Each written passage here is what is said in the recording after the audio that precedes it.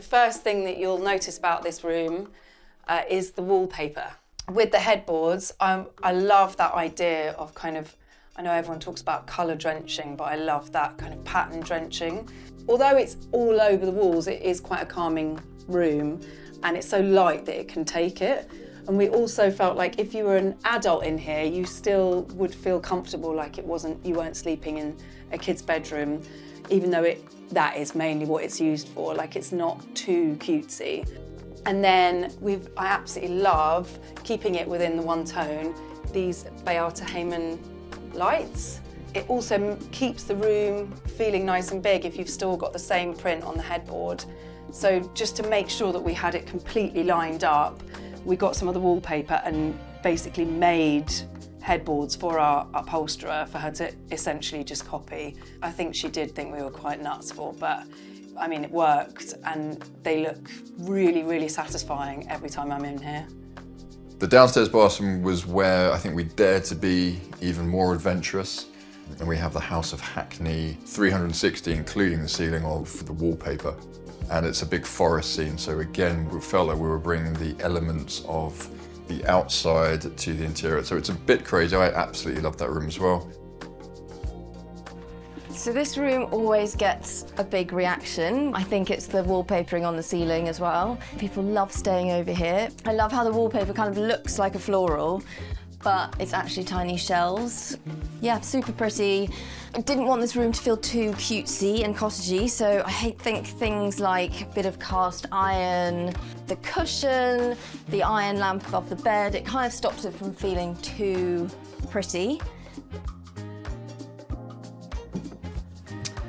So this is our bedroom, and when we first moved in, it felt quite a large and daunting space. It's a big room, high ceilings. I quickly realised that I wanted to encase this in something quite warm and cosy, and I'd been working with Flora Roberts, who's a botanical artist and wallpaper designer, for some time, and so it seemed the perfect opportunity to use her wallpapers. And it made me so happy. Waking up to this in the morning is just the most lovely thing. This carpet, or very large rug, was an IKEA find. The colours work really well with everything else going on here. A nice decorator again, who I asked to do the stripes downstairs then. I think his face slightly fell when I gave him his next project, which was this cabinet I found online and got him to cover it in its entirety. He had the good idea of just keeping the edging white, which I think makes it quite chic. I think it's a rather handsome fireplace because it's got this lovely big mantelpiece, and the fire actually works, which is rather lovely. So occasionally on a winter's night we light the fire.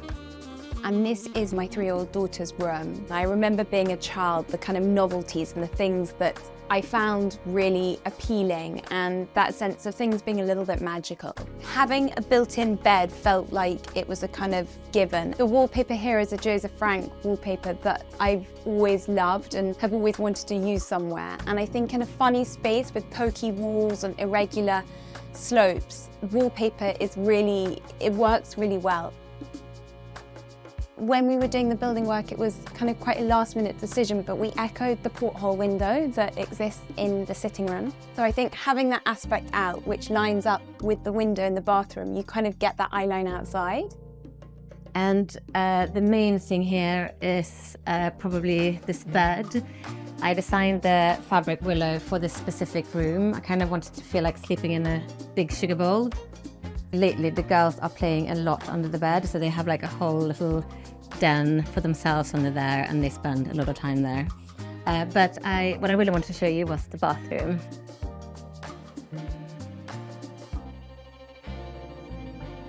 What's quite sort of special about this space, and actually the whole house, is that you get this strong sight lines through the house. So, you know, from the kitchen and the central hallway, you look straight up into this bathroom, and I often keep the door open because I like seeing sort of the windows on the other side. So I wanted this room to look quite decorated and as if, you know, not necessarily very bathroom-like, which is why I decided to put this wallpaper up, which is one of our designs. It's called Florentine Flowers. I also really love this towel rail, which my father made with Bengt, who works here on the farm, just using copper pipes and these brass supports. My little addition are the brass lion paw feet at the bottom. This big picture above the door gives a similar effect as what we have in the living room with the mirrors, and it sort of draws the eye up. And the picture itself is from Naples, early 1800s, I think, and I got it from a sale of a house that I designed 20 years ago when I worked for Nicky Haslam's. So this is our rather dramatic billiards room, which I absolutely love. I think we went bonkers in here with the scheme. It's got that clubby kind of vibe. It's the idea that you could come in here after dinner and just relax with a drink or play some snooker. We've retained some of the original features, the timber ceiling. We've got the deer on the walls here, which was a real dilemma. I didn't know if we wanted to keep them, but they are from the 1930s and it is kind of a traditional country house hotel. We chose this bright red for the fireplace and these wild shades for the billiards table, which I think are really fun. I wanted to put pick and mix in here because I just like the idea of that bit of naughtiness. We've had loads of really lovely times with family and friends here after dinner and kind of unwinding over a game. We are now on the top floor of the house. I'm in my son's bedroom, and next door we've got my daughter's bedroom and the kids' bathroom. So I've chosen quite a sophisticated and smart wallpaper in the boys' bedroom, which is blue, red and green. For my daughter's room, I've chosen to wallpaper the walls and the ceiling, which really cocoons the room because it's a bit of a smaller room, and which makes it really cosy.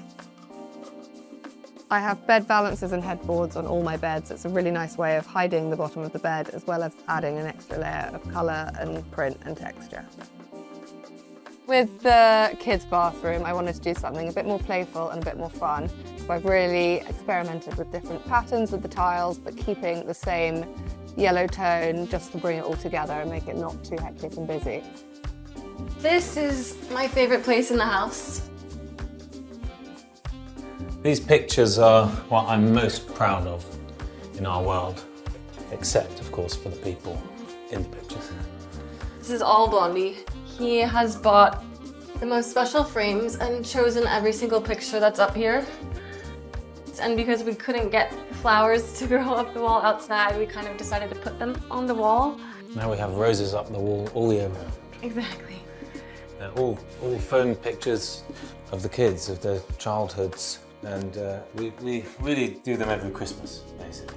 Yeah, there's usually 20 wrapped little guys under the tree and they're all different pictures and we all get excited to see which ones he picks because he chooses them all. They're all kind of like candid. They're not super perfect. They're very authentic and cozy. I find that about parenting, a lot of the really magical, rewarding moments are not really events as such, but just the time in between, in the morning, the evening before and after. And a lot of these pictures are of that time. This one was a big moment, actually. This is the moment that Jen told me over fried eggs and hash brown and spaghetti that she was pregnant with our second son, Henny.